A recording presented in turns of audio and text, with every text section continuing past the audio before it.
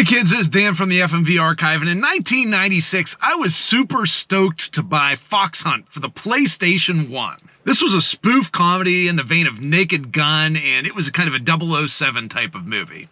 But all FMV, and that's why I bought it then, and that's why I'm replaying it now. But does it hold up to the test of time? A little bit about the game. This one is on the PC and the PS1 as well. Very hard game to find. If you're a PlayStation 1 collector, these go for kind of a minimum $200 on eBay if you can find one. Very hard to find one with the case as well. Never could find a definitive number on the budget for this one, but it was big. Huge actors in this one. Big name talent. Big name budget. Now, this was actually interesting. This game was a movie and a game. The movie was never released in the United States, and apparently it was a rights issue. I'm going to put it up here. There's one of the producers, allegedly, on IMDb, wrote a review like, where the heck is this? I remember producing this movie, and it was only released in Europe, and there was some rights issue in the United States, which never got to get released. Game did not sell very well since they didn't do the movie tie-in with it, didn't make very many copies of it. That's why it's hard to find today. But in our 10-point review, is this something that you should be playing? Let's start with number 1 in our 10-point system. Look and graphics. Game looks beautiful. I mean, the video in this, it is all a full motion video game. There are sure snippets of things that aren't full motion video, but 99.9% of this game is FMV, and it looks fantastic. There are fighting scenes in this, and they do not look bad. They're actually well choreographed. Costumes, the sets, everything looks amazing. Really, really good. Occasionally it gets a little cheap here and there, but 9 overall. Number 2, the gameplay. How's this game play out? It is actually pretty darn good. Like I said, the fighting in this one, there's mechanics in there that actually work as fighting in an FMV game. I didn't think that was possible. There's a lot of shooting in this game, which I like, and it's actually doable. It's not painfully hard.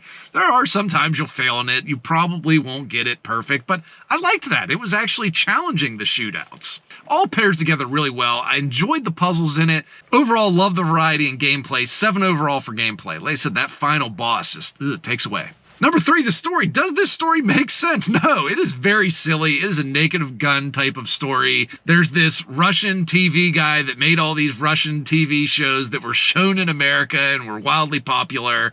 And since Russia's communist, he never got credit for it. And he wanted credit for it. And now he's probably going to blow up the United States if he doesn't get credit for it, but he's been killed. So now you have to stop the nuclear bomb from going off anyway. It kind of doesn't all that make that much sense, but believe me, it's there. 9 overall for the story. It is really good. It is silly. If you like spoofs, I think you'll enjoy it. Number 4, the dialogue. How's the dialogue in this game? There are a lot of random references in this one. There's always parody going on. A lot of the stuff maybe doesn't work, but the dialogue is always just so goofy that you just kind of go along with it anyway. So anyway, we're going to give the dialogue an 8 overall just because it pairs along with the goofiness of the story. Number 5, the consequences of your decisions. Does it really matter? Yes and no. There is a lot of different ways to play this game. Depending on which objects you pick up, you'll see totally different things, and you'll go to Las Vegas twice instead of going there only once.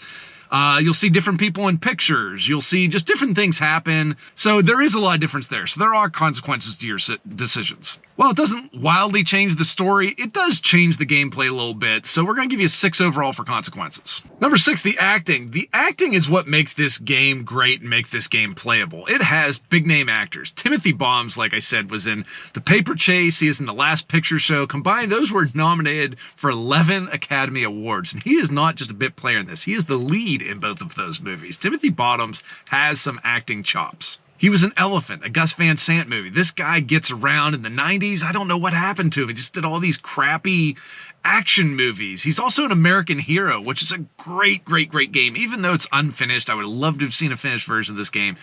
Check out our review. We also have the gameplay of American Hero up on this. Andrew Bowen, he's our lead in this one. He's playing your 007 type of guy. 120 credits to his name. He is the voice of Johnny Cage in Mortal Kombat. A lot of stuff. He's one of those guys, when you see him, you'll be like, oh, that guy. He's in a bunch of different things. Speaking of 007, George Lazenby. Yes, 007 himself is in this as Chauncey.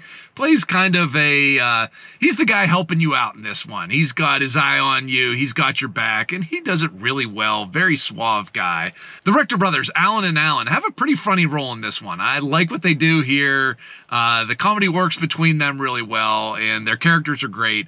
Really appreciate it. Overall, the acting is amazing. Got to give it a 10 out of 10. Rob Lowe, bless his heart for being in this, plays an absolute ridiculous character in this. Super out of context. I still don't know why the hell it's in there, but I love it. You got to watch this movie just to see the Rob Lowe scene in it. Number 7, direction cinematography. It is also wonderful. The camera work is great in this. It's well lit. The fighting sequences are really well done in this. They shouldn't be this good in an FMV only game, but damn it anyway, they are. This feels like a video game, even though it's an FMV kind of choose your own adventure thing, but it actually feels like a game. There's an infrared camera that you put over your eyes. That's really different. I like that. It changes the whole gameplay and just adds a little layer variant to the gameplay that makes it so much more fun. The last stage, they're really pushing for it to be like a Running Man. I don't know if you remember that. Richard Dawson coming down the tubes. Even, the Arnold Schwarzenegger where his face is getting plastered backward, that kind of reminded me of the wheelchair scene in this one.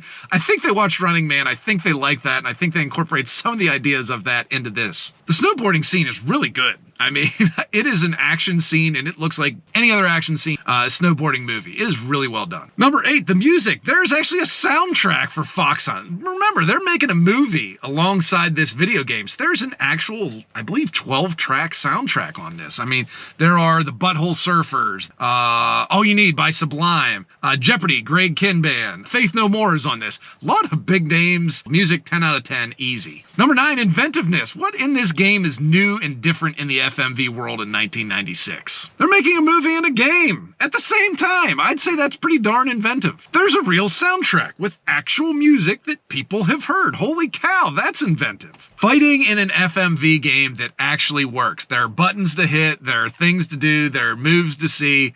I like the fighting in this. The infrared, the shooting that works. Holy cow, shooting in an FMV game that's actually responsive. Overall inventiveness, 9 overall for that. Number 10, fun. How fun is this game? Is this something that you will sit down and want to rip through all in one play? It's pretty fun. I give it a 6 overall. Your mileage may vary. Some people hate this game. Some people hate the goofiness of it. I like the goofiness of it. The hospital wheelchair thing. It drags, man. It drags.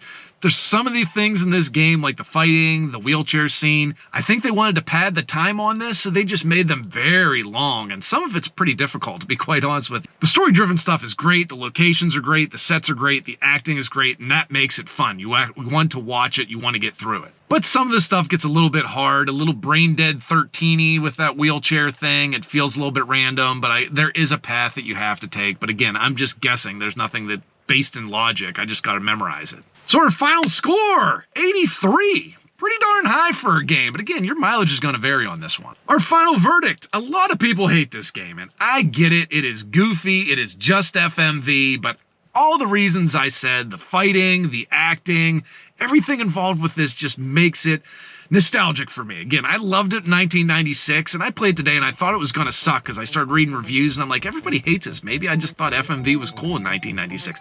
No, it's actually pretty darn good. And like, we have the full movie up on our page here. It's without we've edited out some of the fighting scenes or shortened them down, just they weren't as long as they were in the actual game. This game is really hard to find. It's about $200 to $300 if you do find it, so watch the video before you purchase this one, maybe. Overall, hope you enjoyed it. Check out the Fox Hunt movie. It's actually pretty fun.